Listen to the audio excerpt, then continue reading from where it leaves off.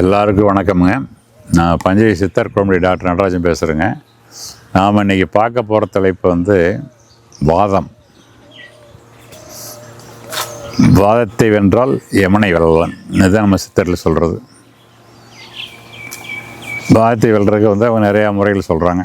கர்ப்பமூலையெல்லாம் ரசவாதம் அப்படின்னு சொல்கிறாங்க. ரசவாதம்னா அவங்களுக்கு ரசம், மெர்க்குரி இதெல்லாம் வந்து ஃபஸ்ட் நோய்க்கு அதை வந்து அடுத்த மெட்டலில் கொண்டு போகிறது. அப்புறம் லோயர் மெட்டல்ஸ் எல்லாம் இப்போ செம்பு, இரும்பு இது மாதிரிலாம் தங்கமாக்குறது, அதுவும் ரசவாதம். அப்புறம் மற்றது மனுஷனுக்காக செய்கிறதுல அதுக்கு நிறைய மருந்துலாம் தயார் பண்ணுறாங்க. அது ரசவாதங்கிறது வந்து அதனால் முடியும்னு காட்டுறதுக்கு, சித்தர்னு சொல்கிறதுக்கு சித்தர்களுக்கு தான் சாத்தியம். முடியும்னு காட்டுறக்காகத்தான், அது நமக்கு தேவையில்லை. இந்த உடலை காப்பாற்றுறதுக்கு, வாதத்தை காப்பாற்றுறதுக்கு நிறையா மருந்து அவங்க தயார் பண்ணி நிறையா வச்சுருக்காங்க. நிறைய வழிமுறைகள், மருந்து முறைகள், மூச்சு பயிற்சிகள், உணவு முறைகள், யோகாசனங்கள், ஏகப்பட்ட முறை அவங்க வச்சுருக்காங்க. இப்போ வந்து வாதம்னா என்ன, அது வந்து அது எச்சா குறைவான என்ன செய்யுது, அதிகமாகக்கூடாது குறையவும் கூடாது. பஞ்சபூதத்தில் இது ஒன்றுங்க, நிலம், நீர், நெருப்பு, வாயு, ஆகாயம். வாதங்கிறது வந்து வாயு, காற்று. இந்த காற்று ஓட்டம்தான் மனுஷன் உயிரோடு இருக்கிறதுக்கு அடையாளம். காற்று ஓடலைன்னா மூச்சு இல்லைன்னா சொல்கிறாங்கல்ல, போய் பாட்டு மூக்கில் கை வச்சு பார்ப்பாங்க, காற்று வருதான்னு. காற்று வரலாம், போச்சு மூச்சு நின்று போச்சு அப்படின்றாங்க. அப்புறம் மூக்கில் பஞ்சை சொல்லி விடுவாங்க, வாய்க்கு போட்டு துணி கட்டுவாங்க, கால் ரெண்டு பேர் இப்போ கால் பெருவரில் ரெண்டை கட்டி விட்டுருவாங்க. பணமாயிருது. மூச்சு ஓட்டம் இருக்கணும். மூச்சு ஓட்டம் இல்லைன்னா வாழ்க்கை ஓட்டம் இன்னும் உயரும். அதனால் இந்த மூச்சு தான் வந்து பிரதானம். அப்புறம் வந்து அந்த பிராணன் இருக்கையில் உள்ள தச வாய்கள், ஒவ்வொன்றும் ஒரு வாய் சொல்கிறாங்க. எல்லா வாய்களுமே அந்த காற்றுனால தான் இயங்குது. அது சரியாக இயங்கலை அப்படின்னா உங்களுக்கு எல்லாமே தடவிடும். காற்று வந்து வெளியே இருக்கிற காற்றுல வந்து ஆக்சிஜன் 20% தான் இருக்குது, 80% நைட்ரஜன் இருக்குது. அது உள்ளே போய் சுவாசத்தில் உள்ளே போய் அங்கே போய் நுரையில் போய் எக்ஸ்சேஞ்ச் ஆகி ரத்தத்துலேருந்து வர கார்பன் டை ஆக்சைடெலாம் கழிவுலாம் நுரையில் எடுத்துக்குது. இதில் இருக்கிற ஆக்சிஜன் எல்லாம் ரத்தத்துலேருந்து ஆக்சிஜன்லாம் இது எடுத்துக்கிட்டு திரும்ப ரத்தத்துக்கு ஆக்சிஜன் கொடுக்குது. கார்பன் டை ஆக்சைடு எடுத்து மூச்சுலேயே வெளியே விடுது. அதாவது கழிவு நீக்கி நல்லா காற்று உள்ளே கொடுக்குது. அதனால தான் இந்த நமக்கு இதயம், மற்ற உறுப்புகள் எல்லாமே வேலை செய்யுது. சீரியஸாக இருந்த ஒரு கேஸ் பண்ணுறாங்க, அடையப்பா அவனுக்கு ஆக்சிஜன் வச்சுருக்காங்கப்பா, மூக்கில் உள்ள போகுதுப்பா, வென்டிலேட்டர் போட்டிருக்காங்கப்பா, ஆக்சிஜன் போகுதுப்பா அப்படின்னா ரொம்ப சீரியஸாக இருந்தால் பிராணவாயு கொடுத்தா காப்பாற்றலாம்னு அர்த்தம். மூச்சு விட முடியல, ரொம்ப கஷ்டமாக இருக்குது, ஆஸ்மாவில் சில ரொம்ப கஷ்டப்பட்டாங்கன்னா ஆக்சிஜன் கொடுப்பாங்க. லேசாக இருந்தால் நெபுலைசர்ன்ற மருந்தை போட்டு உள்ளே உறைஞ்சி சொல்லுவாங்க. அப்போ அந்த சளி உறைஞ்சிக்கும், அந்த மூக்கு அடைப்பா இதெல்லாம், அந்த மூச்சு அடைப்பெல்லாம் மூச்சு நல்லா வர ஆரம்பிச்சிடும். அது மாதிரி இந்த வாயு வந்து முக்கியமானது. ஃபஸ்ட்டு இது தான் சொல்லுவோம், வாதம், பித்தம், கபம். இதுதான் நம்பர் 1 முக்கியமாக முதல் இது. அப்போ இந்த வாதம் வந்து காற்று வந்து அதிக அளவாக உள்ளே போகணும், அளவாக வெளியே வரணும், எல்லாமே நல்லா இருக்கணும். இதே வந்து ஆஸ்மா மற்றதெல்லாம் இருக்குன்னா, ஆஸ்மாவிலாம் தவறான பழக்க வழக்கெல்லாம் இயற்கையாக வர்றது, அலர்ஜினால் வர்றது, சில பேருக்கு பீடி சேர்த்து நிறைய இருக்கிறதுனால உரையில் கெட்டு போய் வர்றது, அப்படிலாம் வந்துன்னா இது மூச்சு அதிகமாக இழுக்க முடியாது. சும்மா மூச்சு தான் வரும். நல்லா ஆழமாக இழுத்து வெளியிட முடியாது. ஆழமாக இழுத்து இது வெளிவிட்டால் தான் அது உள்ள ஆக்சிஜன் எக்ஸ்சேஞ்ச் நடக்கும் உரையில். அது ஆகாது. அது ஆகலைன்னா அப்புறம் உடம்பு ஆரோக்கியம் போயிடும், எடை குறையும், இதாகிடுவாங்க. அது மாதிரி இல்லை, அது மாதிரி ஆகும். அப்புறம் இந்த வாதம் வந்து நல்லா ஓடிக்கிட்டு இருக்கணும். நல்லா ஓடினா தான் உங்களுக்கு ரத்த ஓட்டம் நல்லாயிருக்கும், ஜீரணம் நல்லாயிருக்கும், ஏப்பம் வரும், காற்று பிரியும், கை முட்டியெல்லாம் வலி இருக்காது. அப்புறம் மற்ற எல்லாமே சதையெல்லாம் இயங்கணும்.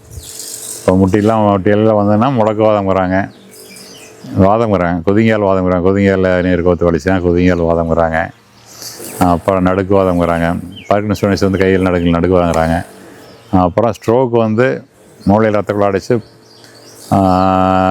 இது ஒரு சைடு கைகள் வர்றது, அதுக்கு பேர் பக்கவாதம். எடுத்துக்கலாம் வாதம். இது மாதிரி அந்த வாதங்கிறது வந்து நம்ம வாழ்வில் நிறைய இருக்குது. கோர்ட்டுக்கு போனால் வக்கீல் வாதம் பண்ணுறாரு, அது ஒரு வாதம். அது நமக்கு வேண்டாம். எல்லாம் படிச்சது நம்ம உடம்புல இருக்கிற வாதத்தை நம்ம பார்க்கலாம். அப்புறம் அந்த வாதம் வந்து இன்னும் வேறு என்ன செய்யுதுன்னா, உள்ளே போய் இருதயம், மூளை, நுரையீரல், மற்ற உறுப்பு எல்லா உறுப்புகளையுமே வலுப்படுத்துது. நல்லா காற்று நல்லதாக போய் இது பண்ணுது. அதனால் இது வந்து இந்த வாதத்தை வந்து நாம் சரியாக பயன்படுத்திக்கணுங்க. அதெல்லாம் சரியாக பயன்படுத்திடலாம். இந்த வாதமெல்லாம் சரியாக இல்லைன்னா, அளவாக இல்லை அப்படின்னா, அதனால தான் அப்புறம் உங்களுக்கு நிறையா மாரடைப்பு வர்றது, பக்கவாதம் வர்றது, அப்புறம் நுரையீரலாம் போய் கெட்டு போகிறது, அப்புறம் எல்லா வேதிக்கும் வந்து இந்த காற்று தடைபடுறது தான் காரணம். இது காற்று தடைபடாமல் இருக்கணும் அப்படின்னா நம்ம மூச்சு குழாயை சுத்தமாக வச்சுக்கணும், மூக்கிலேருந்து நுரையீரல் வரைக்கும் சுத்தமாக வச்சுக்கணும், அப்புறம் அளவாக வச்சுக்கணும் எல்லாமே. அதுக்கு வந்து சித்தரில் என்ன சொல்கிறாங்கன்னா, உணவு முறைகள், மருந்து முறைகள், அப்புறம் யோகா, மூச்சு பயிற்சிகள், அப்புறம் சில ஆசனங்கள், யோகாசனங்கள் இதெல்லாம் பயன்படுத்த சொல்கிறாங்க. அதில் வந்து நீங்கள் வந்து மருந்தெல்லாம் பார்த்தீங்கன்னா வாதத்துக்கு நிறையா மருந்து இருக்குது. அப்புறம் வாதத்தினால தான் நரம்பு தளர்ச்சி வருது. நடுக்குவான்னு சொல்கிற மாதிரி அந்த நரம்பு தளர்ச்சியெலாம் வருது, கையில் நடுங்கிற மாதிரி. நரம்பு தளர்ச்சியாகவும் இருக்கிறதுக்கு வந்து நிறையா மருந்துலாம் தயார் பண்ணியிருக்காங்க சித்தர்கள்லாம். ஆண்மை குறைவு ஏற்படுறதும் நரம்பு தளர்ச்சி, அது ஒரு வாதம். நம்ம எரெக்ஷன் டிஸார்டர்னு சொல்கிறோம், பிறப்புத்தன்மை குறைதல்னு சொல்கிறோம், ஆண்மை குறைவுன்னு சொல்கிறோம். இப்போ வந்து அவங்க வந்து அந்த ஆண்மை அப்படியே டவுன் ஆகிடுது. அப்போது அதுக்கும் மருந்து தயார் பண்ணியிருக்காங்க. இந்த வார்த்தையெல்லாம் இது மாதிரி ஒவ்வொரு இதையும் சரி பண்ணுறதுக்கு நிறையா மருந்துகள், நிறைய லேகிகள், சூர்ணங்கள் இதெல்லாம் இது பண்ணியிருக்காங்க. அப்புறம் அதுக்கு வந்து என்ன பண்ணியிருக்காங்கன்னா, உங்களுக்கு வந்து அமுக்குறாங்கிழங்கு அதில் வந்து எல்லாத்தும் இருக்குது. அப்புறம் இதே மாதிரி மதனகாமேஸ்வரர் லேகியம், அப்புறம் உங்களுக்கு வந்து இதெல்லாம் இருக்குது, மகாஸ்வினி சூர்ணம், அப்புறம் மகா மன்வாசினி சூர்ணம், அதெல்லாம் எரெக்ஷன் டிஸார்டர் இருக்குது. அப்புறம் கிருஷ்ணகிலா கஜகேசரி லேகியம் எல்லாமே நாமளே தயார் பண்ணுறோம். நம்ம இதுக்கெலாம் எல்லா கேஸுக்கும் நம்ம தெளிச்சி எல்லாத்தையும் கொடுக்குறோம். அப்புறம் நெல்லிக்காய் லேகியம் இது மாதிரி நிறைய சொல்கிறாங்க. உணவு முறையில் வந்து நல்லா ஆரோக்கியமாக உடம்பு கெடுக்காத மாதிரி நல்ல உணவுகள் சாப்பிட்றது, கபத்தை உண்டு பண்ணாத, அந்த மூச்சு அடைக்காத மாதிரி நல்ல உணவுகளை சாப்பிட்ற மாதிரி சொல்கிறாங்க. அப்புறம் மூச்சு பயிற்சிகள், பிராணாயாமம், மூச்சு பயிற்சியெல்லாம் நல்லா செய்ய சொல்கிறாங்க. மூச்சு பயிற்சியில் பார்த்திங்கன்னா உங்களுக்கு உஜ்ஜாய் பிரீத்தின்னு நல்லா எடுத்து மெதுவாக வெளியே விடுறது. அப்புறம் நாடி சுத்தி ஒரு மூக்கில் எடுத்து அடுத்த மூக்கில் விடுறது. அப்புறம் கபாலபதி, வயிற்றை கீக்கி வெளியே மூச்சு தள்ளுறது, முறையில் இருக்கிற கழிவில் வெளியே போயிடும். அப்போ இந்த வாயு நல்லா போகும். அது மாதிரிலாம் பண்ணுறது. அப்புறம் யோகாசனம், நிறைய யோகாசனம், முன்னாடி ஃபார்வர்ட் பெண்டிங் ஆசனம், முன்னாடி குனிகிறது, பின்னாடி விளையிறது, அப்புறம் வந்து கோந்துக்கிட்டு முன்னாடி இது பண்ணுறது, பின்னாடி இது பண்ணுறது, விளையிறது. அப்புறம் அதே மாதிரி வந்து நம்ம சூரிய நமஸ்காரம் பண்ணலையே அதுலேயே 7 ஆசனம் வந்துடுது. மற்றெல்லாம் பண்ண முடியல, இது ஒன்று பண்ணக்குள்ள போதும். அது மாதிரி யோகா முறையில் பின்பற்றி நாம் இது பண்ணலாம். அப்புறம் அந்த வார்த்தை சரி பண்ணலாம். அப்புறம் உணவு முறையிலையும் நல்லா ஆரோக்கியமானது பண்ணலாம். அதுக்கப்புறம் மருந்தில் வந்து நம்ம அது என்ன பண்ணலான்னா, வாதத்தை சரி பண்ணுறதுக்கு வாதம் அதிகமாகிடுச்சுன்னா உங்களுக்கு உறுப்புகளுக்கு வந்து ரத்த ஓட்டம் சரியாக போகாது. ரத்த குழாய் சுருங்கி அடைக்கி, ரத்த குழாய் அடைச்சதுன்னா தான் உங்களுக்கு பக்கவாதம் வர்றது. மூளைக்கு பரவ அடைச்சா பக்கவாதம், இதயத்துக்கு வரது அடைச்சுன்னா ஹார்ட் அட்டாக்னு சொல்கிறோம். அது மாதிரி ஒவ்வொன்றுக்கும் ஒரு அதனுடைய எஃபெக்ட் காட்டும். அப்போது அதெல்லாம் ரத்த ஓட்டம் நல்லா சரியாக இருக்கணும், நல்லா இருக்கணும் அப்படின்னா முடிஞ்ச வரைக்கும் பழங்கள், பச்சை காய்கறிகள், கீரை இதெல்லாம் சாப்பிடலாம், தேங்காய் சாப்பிடலாம், பச்சை சாப்பிடலாம், சமையல் பண்ணி சாப்பிட்டாலும் அதேமாதிரி சமையலை குறைச்சி அதில் வந்து உணவை கெடுக்காமல் சாப்பிடணும். அதாவது உங்களுக்கு பழமொழி சொல்லுவாங்க, வெந்த உணவு தின்னு விட்டு விதி வந்தால் சாப்பிட்றாங்க, வெந்த சோத்தை விட்டு விதி வந்தால். அதாவது வெந்தது அப்படின்னா உயிரில்லாத உணவு, ஆடு மாடு வழி சாப்பிட்டா அது உயிர் போயிடுது. அதே மாதிரி பயிர் வயல் மற்றெல்லாம் வேக வச்சு நீங்கள் அது உயிர் போயிடுது.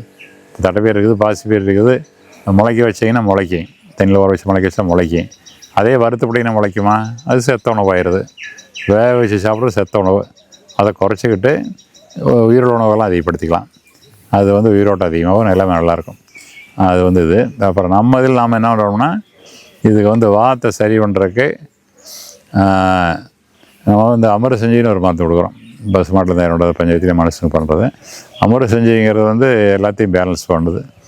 ஏன்னா வந்து வாத்தை சரி பண்ணுது, பித்தை சரி பண்ணுது, கபத்தை சரி பண்ணுது, உங்களுக்கு சிறுநீர் நல்லா போகுது, மழை நல்லா போகுது, மூச்சு பாதையெல்லாம் சுத்தமாகிடுது, காற்று நல்லா வருது, சாப்பிட்டது ஏப்பம் வருது, இப்போ கீழே காற்று பிரியுது, அபானவாயு பிரியுது, அப்புறம் வெளிக்கெல்லாம் திணற நேரம் போயிடுது, சிறுநீர் நல்லா சொல்கிறது, உடம்பு ஆரோக்கியமாயிருது. அது சாப்பிட்டா நோய் எரிசக்தி அதிகப்படுத்துது.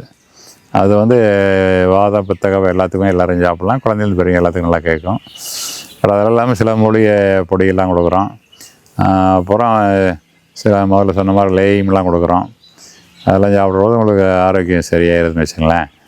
அப்புறம் இது மாதிரி இந்த வாதத்தை எப்போவுமே கரெக்டாக இது பண்ணோம்னா நமக்கு என்றைக்குமே சாவை தள்ளி போடலாம். அது வாதத்தை வென்றவன் சித்தன் ஆவான். வாதம்னா உடல் வாதம், அப்புறம் ரசவாதம், இது மாதிரி நிறைய வாதம் உங்களுக்கு இருக்குது இதெல்லாம். அப்புறம் அதுக்கப்புறம் மேலே இது மாசு போகிற அது வேறு அது மாதிரி நிறைய இது பண்ணுறாங்க. அதனால் காற்றை அடக்கும் கணக்கறிவார் இல்லை, காற்றை அடக்கும் கணக்கறிவாருக்கு கூற்றை உதைக்கும் குறியதுவாமே திருமணர் வளர். காற்றை அடக்கும் கணக்கு, காற்றை அடக்கும் கணக்குன்னா இந்த பிராணாயமெல்லாம் சொல்கிறாங்கல்ல, உள்ள இழுக்கிற போது 4, அப்புறம் உள்ள வச்சிருக்கிறது கும்பகம், அது வந்து 16, வெளியே விடுறது 8. இதுதான் அளவு. இந்த அளவு கொஞ்சம் சில மற்ற முறையில் கொஞ்சம் கூட மாறி வரும். இதுதான் காற்றை அளக்கும் இது கணக்கறியாக இருக்குது. அதாவது காற்றை அளக்க தெரியல அப்படின்னா, அளவுக்கு தெரிஞ்சுன்னா கூற்று எதுக்கும் குறியதுங்கிறது. இதை தெரிஞ்சுக்கிட்டோம்னா கூற்று விதைக்கிறது, ஏமனை துரத்துறது. சாகாமல் இருக்க முடியாது, ஏமன் வராமல் பார்த்தோம்னா அதிக நாளைக்கு இருக்கலாம். 100 வயசு, 120 வயசு, 150 வயசுலாம் இருக்கலாம். அது மாதிரி நீங்கள் எவ்வளோ நாளைக்கு வேலை இருக்கலாம். அதுதான் வந்து திருமணர் சொல்கிறாரு. அப்புறம் அதனால் இதை வந்து சரியாக பண்ணிங்கன்னா, இதில் அப்புறம் உணவு முறையிலே உணவையும் கரெக்டாக பண்ணிங்கன்னா உங்களுக்கு ஆரோக்கியம் நல்லாயிருக்கும். திருமணர் இன்னொரு இடத்துல பாடுறாரு, உடலார் அழியின் உயிரார் அழிவர். இந்த உடல் அழிஞ்சு போச்சுன்னா இந்த உயிர் அழிஞ்சு போயிடும், உசுறு போயிடும். திறன்பட மெய்ஞானம் சேராமான்ற உடலில் இருந்தால் தானே செவத்தை வச்சு தானே செத்து எழுதணும். உடம்பு போயிட்டு ஒன்றும் பண்ண முடியாது. நம்ம குறிக்கோள் வந்து மனுஷனாக பிறந்தோன்னா அந்த மோட்சம் அடையணும். அதுதான் குறிக்கோள். ஞானம் அடையணும், மெய்ஞானம் அடையணும். மெய்ஞானம் அடையிறதுனா வந்து ஆசாபாசம் இல்லாமல் மனசை அடக்கி ஒரு நிலை கொண்டு வந்து எல்லா சக்கரை திறந்து மேலே இதாகிடுறது, ஒரு சமநிலைக்கு போகிறது. அதுதான் மெய்ஞானம். மெய்ஞானம் வந்துடுது அப்படின்னா உங்களுக்கு மைண்டு பேலன்ஸ் ஆகிரும், அமைதியாக இருக்கும், எதுவும் இருக்காது. வேணுங்கிறத பயன்படுத்திக்கலாம், வேண்டாதோ அப்படியே வச்சிடலாம், பண்ணி வச்சுக்கலாம், பாட்டுக்கு இருக்கும். நம்ம மனசில் 1008 பிரச்சனையோட உள்ள சலசலப்பு இருந்துகிட்டே இருக்கிறதெல்லாம் எதுவும் இருக்காது. அவர் என்ன சொல்கிறாரு, அதனால தான் நான் உடலையும் வளர்த்துக்கணும், உயிரையும் வளர்த்துக்கணுங்கிறாரு. அதனால் இன்றைக்கி இந்த முறையெல்லாம் பயன்படுத்தி உங்கள் வாதத்தையும் சரியான உள்ள வச்சுக்கிட்டு நீண்ட ஆயுளோடும் நிறைந்த செல்வக்கூடம் இருக்க வேண்டும் என்று வேண்டிக் கொள்கிறேன். நன்றி, வணக்கம்.